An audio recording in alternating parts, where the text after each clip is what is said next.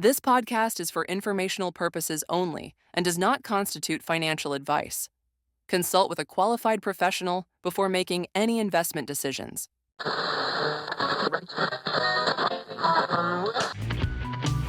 Welcome to the Wire Weekly Roundup, the week in real estate presented in digestible bites. Hold on while our AI hosts take us on another ride through this week's top real estate headlines. Welcome, real estate enthusiasts and professionals, to the deep dive. So glad you're joining us today. Good to be here. Our mission, it's pretty clear. We sift through, a ton of information. Industry reports, daily headlines, you name it. Yeah, cutting through the noise. Exactly. Pulling out those crucial insights that actually matter for, your business, your understanding of this constantly shifting market. Mm-hmm. Okay, so let's unpack this. We're diving into some really fascinating stuff this week. Challenging sometimes, but definitely shaping the current real estate landscape. Absolutely. And right at the core, there's this figure that just jumped out from, all the sources we looked at. It really feels like the foundation for everything else. A big number. That big number. 4.7 million homes missing from the U.S. housing supply. That's according to recent Zillow data, July 9th, 2025. It's a huge figure. Really hard to wrap your head around. It is, and we've gone through a really diverse set of sources for you, so we're aiming for a, comprehensive but focused look at this week's real estate story. And what's so interesting, I think, is how all these different pieces connect. Mm-hmm. You've got this massive national housing deficit we're talking about. Yeah. Then you have these tiny daily shifts in mortgage rates, plus all the tech changes happening. Right, AI and everything. Exactly. And it all weaves together somehow to create this market that you are navigating every single day. It's complex. Definitely not simple. And our goal isn't just to, list off the headlines. It's really to give you those analytical insights, connect the dots. Give you a bigger picture. Yeah, empower you to understand not just what's happening, but why it's happening. And maybe, most importantly, what you can actually do with that knowledge. Actionable insights. Love it. Okay, let's dive into section 1 then. So that headline issue, let's tackle it head on because it really is foundational. This huge U.S. housing deficit. 4.7 million number. The 4.7 million. It's staggering. Zillow's report, July 9th, confirms it. The deficit's grown to that almost unbelievable figure. And when we say 4.7 million homes missing, what does that actually signify? For the market, I mean. Well, that's the question, right? It impacts competition, obviously. Makes it fiercer. Bidding wars. Exactly. Affordability. Forget about it for many. It pushes prices up, and the overall inventory available to your clients, it's just thin. So it's not just a statistic. It's like this constant pressure. Yeah, like gravity pulling on everything, dictating so much day to day. So the immediate question, the really pressing one is, how did we get here? Right. Decades in the making, probably. Probably. Yeah. And maybe even more puzzling, why is it persisting? Why is this seemingly, insurmountable challenge still growing, even when we hear about record construction sometimes? But that's the paradox, isn't it? You hear record construction, but the deficit gets worse. So you think, wait, if we're building so much, why isn't the gap closing? Exactly. It doesn't immediately make sense. It really raises an important question, and it's definitely not a simple answer. There are layers here. Okay, so what are some of those layers? Well, one big factor, ionhousing.org mentioned this in July. It's this ongoing trend of shrinking lots. Smaller lots for new houses. Yeah, significantly smaller sometimes than, historically. And tied to that is the rise of spec building becoming like the new norm. Spec building. Building without a buyer lined up yet. Exactly. Developers build on speculation. It can be efficient for them, sure, but it doesn't always match what buyers actually want or need. So smaller lots, spec building, how does that feed the deficit? Well, these development patterns, they contribute to the long-term supply issues because while they add units, they often don't add the type of housing people are really looking for. Like the classic single-family home with a yard. Precisely. Or maybe homes with different layouts, different sizes. It pushes towards higher density, often smaller footprints, maybe less diverse housing stock overall. So paradoxically, you're building, but you're adding to the deficit in preferred housing types. Okay, that makes sense. Building units isn't the same as meeting demand. Exactly. Yeah. Now, here's where that paradox gets even deeper. While this overall deficit grows, multifamily construction, so apartments, condos, Yeah. that actually hit a 38-year high in 2024. also from ionhousing.org. 38 years. That's huge. So we're building tons of apartments. At a rate not seen in almost 4 decades. So the question becomes, why isn't that surge closing the overall gap? Right. If apartments are booming, shouldn't that help? You'd think so, but there are a few key reasons why it doesn't quite work that way. First, and maybe most critically, the type of housing doesn't match the primary demand. Apartments versus single-family homes again. Right. Apartments are crucial, especially in cities. But a huge chunk of that 4.7 million deficit, and frankly, the aspiration for many buyers, is still the detached single-family home.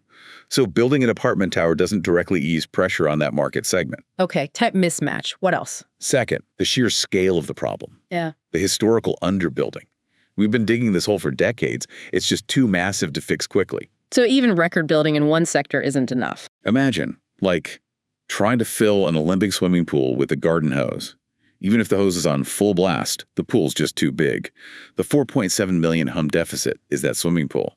Current construction, even record multifamily, is the garden hose. That's a powerful image. Wow. And third, it's about where things are being built versus where demand is highest. Location, location, location. Always.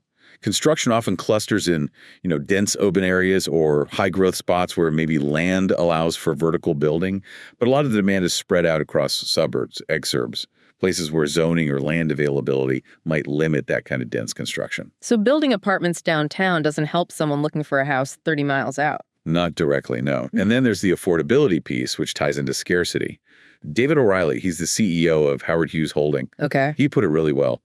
CNBC.com reported this July 7th. He said, consumer demand for homes has outpaced their wallets. Simple but profound. People want homes they just can't afford. Exactly. And that scarcity, that 4.7 million missing homes, it fuels the fire. Basic economics. Yeah. Low supply, high demand. Prices shoot up. Makes sense. Competition drives prices. And it makes homeownership tougher and tougher, not just for first-time buyers anymore, but even for middle-income folks. The scarcity inflates prices, creating this really challenging affordability crisis. So the supply-demand thing, it obviously affects buyers and sellers, but what about investors? How does it shift things for them? Great question. BiggerPockets.com actually had a piece on this, something like, the data says the market is shifting. Here's how investors should adjust. Okay, so how should they adjust? Well, in this kind of low inventory, high demand world, your traditional strategies, like, say, buying and holding single-family rentals, they get way harder. Because everyone's competing for the same few houses, pushing prices up. Exactly. High acquisition costs, fierce competition. So savvy investors have to get creative, look at alternative avenues. Well, one interesting one mentioned was private debt in real estate, though they also noted, the associated risks. Private debt. So not getting a loan from a bank, but from individuals or funds. Precisely. It's often used for shorter term stuff like fix and flips, bridge loans, maybe even new construction where bank financing is slow or tricky. Sounds potentially lucrative, but also risky, like they said. Definitely riskier. Your risk is tied directly to that specific project succeeding. Did the borrower budget right? Do they know what they're doing? What happens if the market shifts mid-project and they can't sell or refi? So you need to do way more homework on the deal itself. Way more due diligence, analyzing the project plan, the borrower's track record, the exit strategy. It's much more hands-on than just buying a turnkey rental. But it's one way investors are trying to find yield in a tight market. Okay, that's fascinating. So bringing it back to the professionals listening, what are the big implications for them from this whole supply-demand mess? It shapes everything. Absolutely everything. For your buyer clients, it means managing expectations. Being brutally honest sometimes. About the competition, the prices? Yeah. Emphasizing readiness. Like, you need your financing locked down yesterday. Yeah. Be ready to pounce. Be decisive. You're not just showing houses. You're basically coaching them for a competitive sport. And for sellers. It's about smart strategy. Leveraging the high demand, yes, but not getting greedy and overpricing. Because even in a hot market, things can sit if they're priced wrong. Exactly. Presentation still matters. Strategic pricing matters. Your role becomes being that crucial guide, helping them navigate this intense, often frustrating landscape by understanding the why behind it all. Okay, so understanding those fundamentals is key. But then there are the daily jolts, right? Let's pivot to the immediate financial levers. Interest rates. Ah, yes, the roller coaster. Totally. We saw those daily updates from the mortgagereports.com, like July 7th through 11th. It just shows how dynamic this is. Nonstop fluctuations. And even tiny moves, like an eighth of a point, can feel huge psychologically. Absolutely. You can make or break a deal for some buyers. We saw that report on realestatenews.com July 10th saying a recent mortgage rate uptick leaves summer market on standby. A pause button. People just stop and wait. Yeah, it shows incredible sensitivity. And here's where it gets really interesting, like you hinted at before. How much the market hangs on every word from the Federal Reserve. Oh, completely. Everyone's watching the Fed. What are they doing? What are they thinking about doing? It's like the whole market holds its breath. It really does. And that sensitivity is critical. We saw news, again, realestatenews.com, July 11th, that a Fed official urges July cut to restrictive interest rate. Just one official urging it. Just one official. But even that signal, before any actual policy change, sends ripples. People start speculating. So what would a cut like that actually mean for the market? Well, potentially several big things. First, more liquidity. Cheaper borrowing costs, not just for mortgages, but across the economy. Makes money flow easier. All right. Second, a confidence boost for buyers. Lower rates mean lower monthly payments. That directly impacts affordability. Opens the door for people on the sidelines. Exactly. It makes homeownership seem more achievable. So this kind of talk, it can either spur buyers to act now, before rates potentially drop more, or make them wait, hoping for an even better deal. The psychology is huge. And we see the market react instantly when rates do move. Oh, definitely. We saw reports confirming that. IONhousing.org said mortgage applications picked up in June as rates eased. Okay. And CNBC.com July 9th had a similar story. Home buyers finally responded as mortgage rates dropped. So buyers are just coiled, ready to spring. Completely. There's so much pent-up demand out there. People are poised. The moment rates become even slightly more favorable, boom, they jump in. Think about it. Even a quarter-point drop on a, say, $400,000 mortgage, that saves you real money every month. Adds up over 30 years. Thousands and thousands of dollars. That's what unlocks this pent-up demand. It makes the numbers work. Which leads perfectly into educating buyers about mortgages. Because it's complicated. So complicated. And there are myths. Like the big one. A 20% down payment myth. Exactly. Yeah. Realestatenews.com called it out July 7th. 20% down. Yeah. That's a myth. And it really is. There are so many other options. So many. FHA loans, VA loans, conventional loans with 3% or 5% down.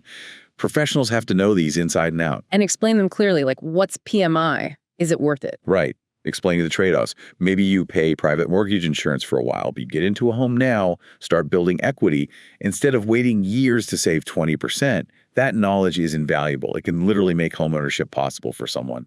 Beyond down payments, just the process itself is intimidating. Getting all the paperwork. Oh, yeah. RealtyTimes.com had a piece on why bank statements are needed. It's not just proving you have the cash. Right? No, they scrutinize everything. Where did the money come from? Any weird deposits? Are you financially stable? Exactly. And Keeping Current Matters had a good overview. What you should know about getting a mortgage today.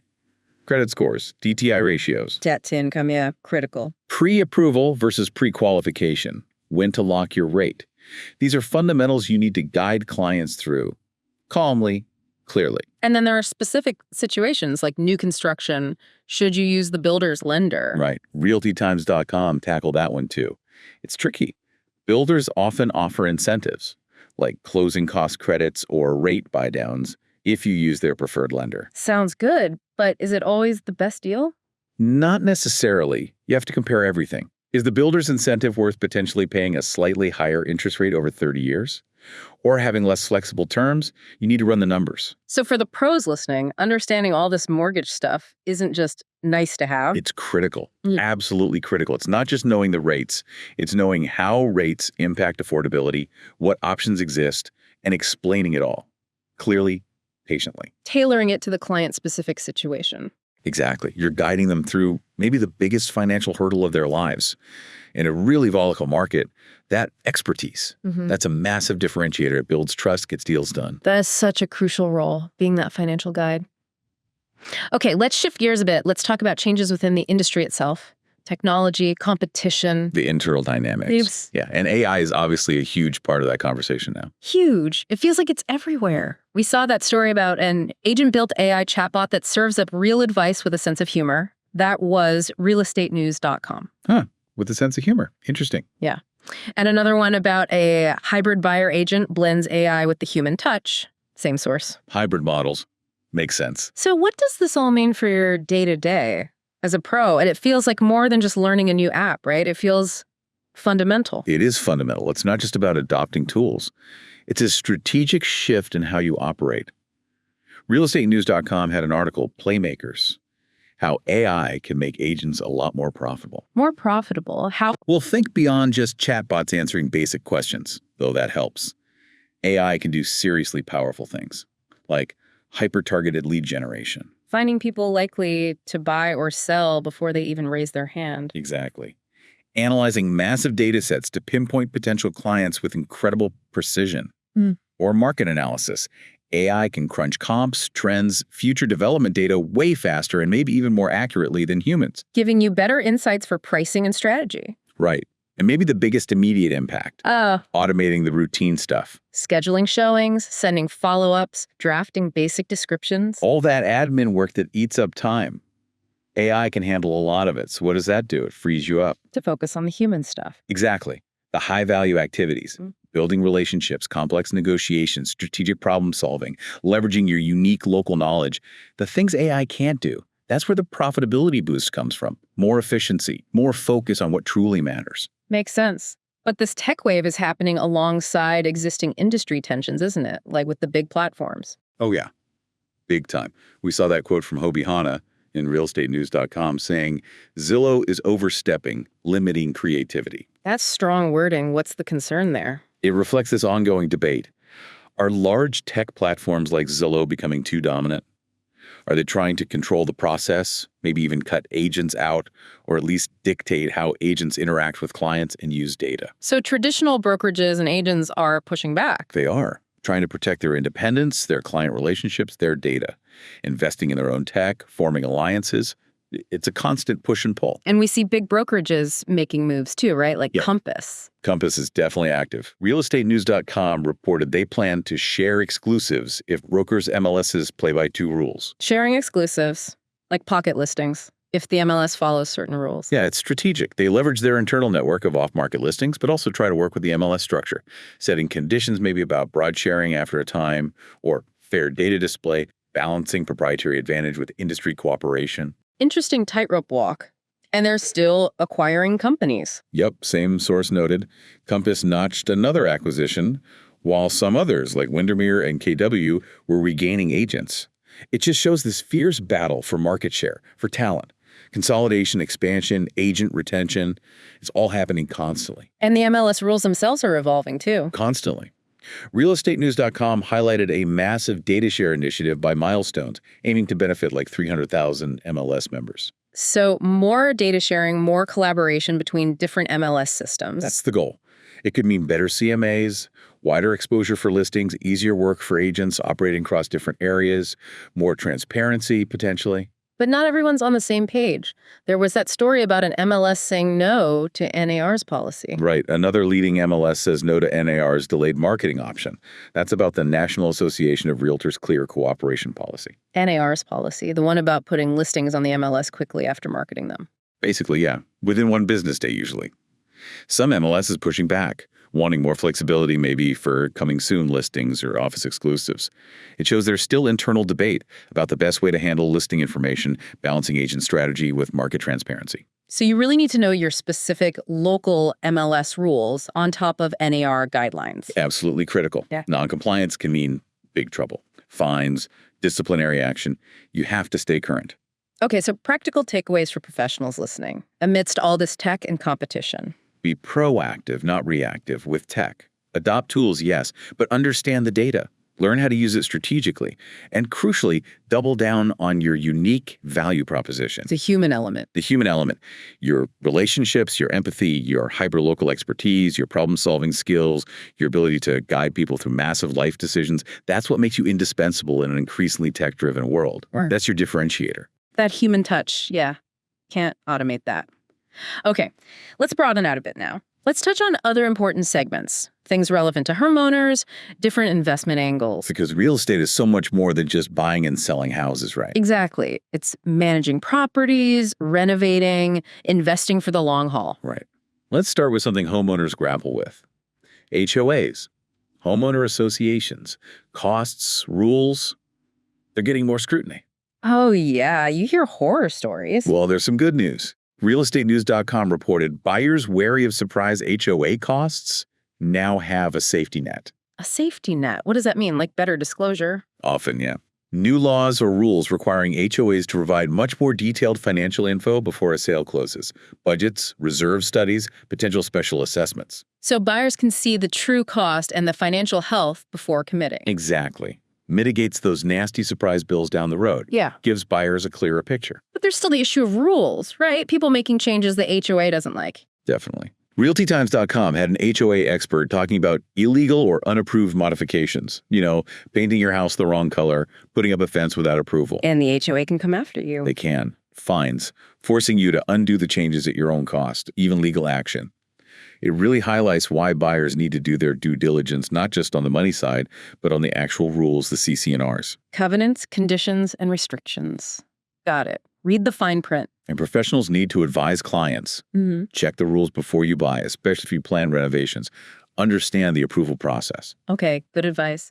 What about the remodeling market? That's a big part of the industry, too. Huge. And we're seeing some mixed signals there. The remodeling market index, the RMI data from May, Yeah. it showed sentiment dipped in the second quarter. That was on worldpropertyjournal.com and ionhousing.org. Suggests remodelers themselves are maybe a bit more cautious. Cautious, why? Costs, labor. Could be all of the above. Material costs, labor shortages, maybe a feeling that demand for those huge discretionary projects is softening a bit. But wait, didn't we also hear homeowners are still spending on remodeling? Who did? That was the Trex CEO, Brian Fairbanks, on CNBC.com saying homeowners are investing in repairs and remodeling. So, which is it? Are they remodeling or not? It seems like maybe what they're remodeling is changing. The dip in sentiment might reflect fewer giant elective projects like massive kitchen guts or additions. But homeowners are still spending on necessary repairs, essential upgrades, maybe smaller cosmetic things, energy efficiency. Things with a clearer or faster ROI, perhaps? Possibly, or just basic upkeep. So it's not necessarily a contradiction, but a shift in priorities, which impacts advice on renovations, right? Maybe focus clients on repairs and updates that boost livability and efficiency rather than purely luxury projects right now. Interesting nuance. Okay, what about the investors listening? What strategies are being talked about? Bigger Pockets is always a good source for that. They talked about tools like how to find the best deals before anyone else using WD Suite. W Suite, what's that? It's a data platform. Helps find off-market deals by crunching public records, tax data, code violations, absentee owners looking for signs of distress or opportunity before it hits the MLS. So finding deals before the competition heats up. Crucial in this market. Absolutely. And beyond finding deals, there's a long-term planning aspect, like do your rentals make enough for retirement? The big question for buy and hold investors. Yeah, really digging into cash flow, ROI, cap rates, vacancy, maintenance, building a portfolio that actually sustains you. And Bigger Pockets also asked that broader question. Is real estate protecting you from overpriced stocks? Right. Positioning real estate as that diversification play. A tangible asset, potential inflation hedge, maybe less volatile in the stock market, its role in a balanced portfolio. Makes sense. Are there any global trends or niche markets we should touch on? Yeah, a couple interesting points. RealEstateNews.com asked, is the U.S. losing its largest group of international buyers? That could be significant for certain markets, right? Luxury big cities. Definitely. International buyers have been a big force. If they're pulling back, maybe due to the strong dollar, global politics, better options elsewhere, it could soften demand at the high end in places like New York, Miami, L.A. And we saw stuff about Canada, too. Yeah, Canadian Real Estate Magazine.ca had pieces on Alberta, Vancouver, facing similar issues to the U.S., really. Affordability, interest rates, government actions. And talk about clean energy improvements, which echoes U.S. trends where efficiency is becoming more valued. Shows these aren't just U.S. problems. Not at all. And just as a fun niche example, worldpropertyjournal.com mentioned the Monaco F1 Grand Prix impacting local home sales there. A car race affects real estate. Apparently. Drives up demand for luxury rentals, maybe even some sales activity around the event. Just shows how local economies, global events, everything is sort of interconnected with real estate. Right. It's never in a vacuum. Hashtag overall summary and key takeaways. Wow. Okay. That was a truly comprehensive exploration. We covered a ton of ground. As we kind of bring this deep dive together, it feels like we hit three main themes, yeah. I think so.